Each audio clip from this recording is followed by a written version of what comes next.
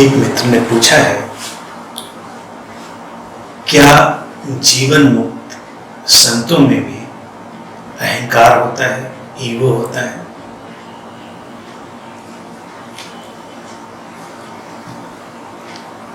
ये जो अहंकार और ईगो की बात है, पहले तो तुम्हें इसे समझना चाहिए, इससे क्या तात्पर्य है। क्योंकि अध्यात्म के जगत में एक बहुत बड़ा कंफ्यूजन यही चलता है कि लोग सुनते हैं कि उनको शिक्षाएं दी जाती हैं कि अपने अहंकार को मिटाओ, अपने अहंकार को खत्म करो, अपने ईगो को किल करो, और वो अपने ईगो को किल करने में, उसे मिटाने में निकल पड़ते हैं। लेकिन वो ये नहीं देखते ये बात ईगो ही कह रहा है, ईगो ही सुन रहा है, और ईगो ही यानी अहंकार ही अहंकार को मिटाने की यात्रा पर निकल रहा है। इस बात के डिसेप्शन को हमें देखना पड़ेगा और इस बात की व्यर्थता को देखना पड़ेगा। अतीत में बहुत गुरुओं ने ऐसी ही बात कही अहंकार को मिटाने की, अहंकार रहित होने की, लेकिन इसमें सच्चाई नहीं है। और ऐसा भी नहीं है कि अतीत के तमाम गुरुओं ने गलत कहा हो, ऐसा भी नहीं है कि तमाम कहने वाले गुरुओं को इस बात का पता ही ना हो कि अहंकार एक इल्यूजन है, और जो कहा जा रहा है वो भी अहंकार से ही कहा जा रहा है। लेकिन अभिव्यक्ति के फर्क हो जाते हैं, चीजों को समझाने के, समझने के अंतर हो जाते हैं। आज हम भाषा के, अपने ज्ञान के विकास के बहुत ही अच्छे स्तर पर हैं, चीजों को हम मनोवैज्ञानिक रूप से भी बहुत अच्छे से समझ सकते हैं, और हम आध्यात्मिक रूप से भी चीजों को ज्यादा सहज, सरल और स्पष्ट बना सकते हैं। अहंकार एक फंक्शनल यूटिलिटी है, ईगो एक फंक्शनल यूटिलिटी है। जब स्रोत से, यानी कि वो जो चेतना है, जो जिसको हम स्रोत भी कह सकते हैं, टोटलिटी भी कह सकते हैं, वो जब मैनिफेस्ट होती है, अलग अलग शरीर मन के रूप में मैनिफेस्ट होती है, तो उस मैनिफेस्टेशन में ये जो अहंकार है, ये ईगो, एक यूटिलिटी की तरह पैदा होता है। ये प्रोसेस है, प्रक्रिया है जीवन को चलाए रखने की। इसीलिए हर शरीर मन का अलग अलग अहंकार है, अलग अलग ईगो है। ये एक काम चलाऊ उपयोगिता है, इसको देखें।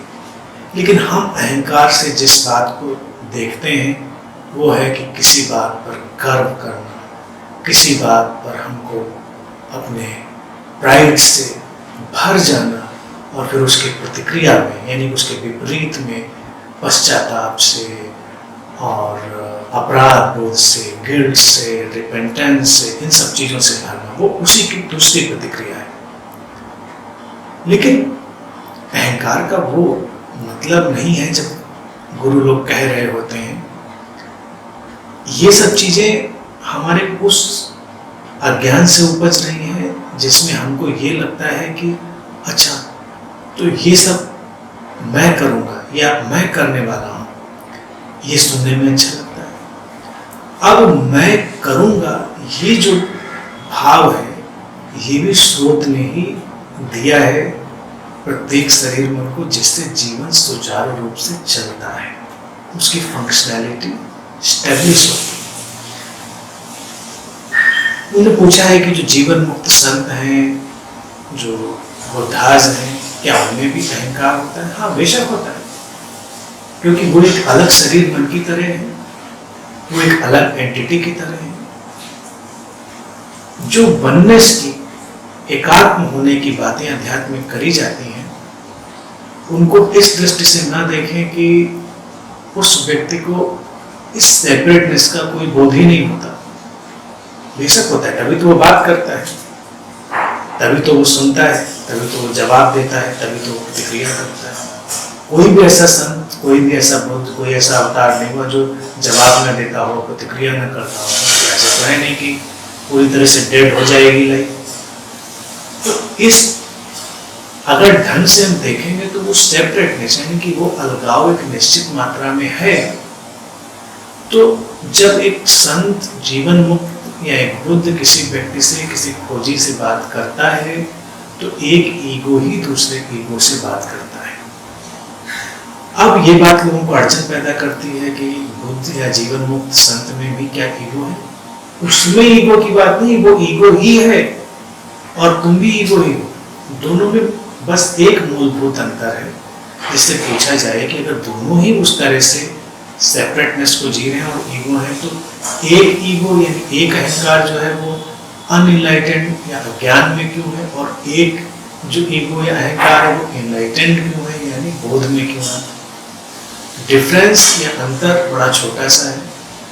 संत का, बुद्ध का, जीवन मुक्त व्यक्ति का जो ईगो है वो इस चीज को पूरी तरह समझ चुका है कि वो करने वाला नहीं है। He is not the doer. उसके माध्यम से चीजें हो रही हैं और ये अलगाव, ये सेपरेटनेस केवल जीवन की उपयोगी काम चलाऊ व्यवस्था है। और जो व्यक्ति अभी सीकर है अनइनलाइटेड स्टेट में या ज्ञान की स्टेट में, अवस्था में, तो उसको क्या भ्रम है? उसको लगता है कि मैं करने वाला हूँ, मैं करूँगा, मैं साधना करूँगा, मैं ध्यान करूँगा, ये कर मैं ज्ञान को प्राप्त कर लूँगा, बोध को प्राप्त कर लूँगा, या जीवन में सब कुछ उसको लगता है मैं करूँगा।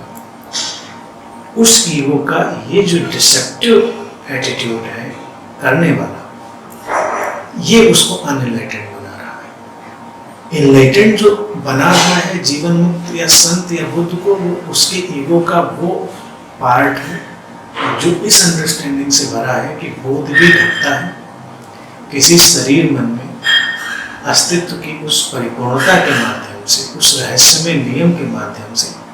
जब बोध की घटना डिजायर्ड होती है यानी घटनी होती है, वो घट जाती है, लेकिन उसके कुछ करने से घटती है ये बात नहीं। तो इतना अंतर है और इस बात को समझना चाहिए। और ईगो और अहंकार की इस यात्रा से और इस कंफ्यूजन से, इस भ्रम से अपने को हटाना है। ये नहीं सोचना है कि संतों या बुद्धों के पास अहंकार खत्म हो चुका है, वो सब एक हो गए हैं। कोई एक नहीं हो गया है। जब तक ये शरीर मन है वो अलगाव बना रहेगा और उस अलगाव को ही हम ईगो कह रहे हैं। समझे? इस जगह पर ईगो या अहंकार जिसको हम कह रहे हैं, उस अलगाव की अवस्था को, सेपरेटनेस की अवस्था को। लेकिन जिस प्राइड को, गिल्ट को, शेम को, अपने गौरव अनुभव करने की, इन सारी बातों को जो लोग समझ रहे हैं अहंकार, वो उस ईगो का अज्ञान है, इग्नोरेंस ऑफ दैट ईगो है कि that ego is a doer but he is not a doer. इस मिसकंसेप्शन को क्लियर करें, समझें, यात्रा बड़ी सरल हो जाती है।